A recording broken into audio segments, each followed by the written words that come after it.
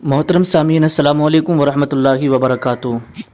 ہمارے ایک صاحب کا سوال ہے کہ حضرت میں نے ایسے سنا ہے کہ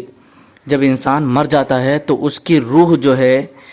کسی دوسرے انسان کے بدن میں یا کسی جانور کے بدن میں واپس آ جاتی ہے، تو کیا یہ بات صحیح ہے کہ انسان کے مرنے کے بعد روح کسی دوسرے کے جسم میں چلی جاتی ہے؟ کیا ایسا صحیح ہے؟ تو دیکھیے، جیسے کہ فتاوی ہندیہ کے اندر یہ مسئلہ موجود ہے کہ اگر کوئی شخص مسلمان ہو کر یہ خیال کرے، اگر اس کا ایسا عقیدہ ہے کہ مرنے کے بعد روح کسی دوسرے بدن میں چلی جاتی ہے، کیونکہ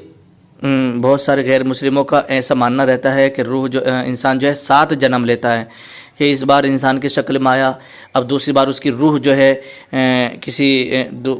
یہ جانور کی شکل میں آئے گی، پھر کسی دوسرے جانور کی شکل میں آئے گی، مرد کی شکل میں آئے گی، عورت کی شکل میں آئے گی، اس طریقے سے 7 روح بدلتی ہے۔ تو روح جو ہے ایک بدن سے دوسرے بدن میں، پھر تیسرے بدن میں، اس طریقے سے منتقل ہوتی رہتی ہے۔ تو ایسا عقیدہ جو ہے یہ غیر مسلموں کا ہے۔ اگر کوئی مسلمان ایسا عقیدہ رکھتا ہے کہ مرنے کے بعد ہمارے جسم سے روح نکل کر کے دوسرے کے بدن میں چلی جاتی ہے، تو یہ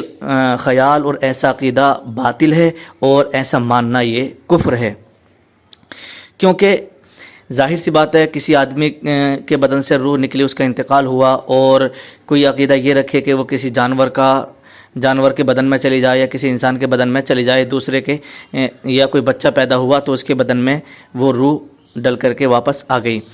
تو اسے فلاسفہ جو ہے تناسخ کہتے ہیں، اور ہندو لوگ اس کو آواگمن کہتے ہیں۔ اور مسلمان کے لیے یہ ایسا خیال رکھنا، ایسا عقیدہ رکھنا، ایسا ماننا یہ بالکل جو ہے باطل ہے، اور ایسا ماننا بالکل کفر ہے۔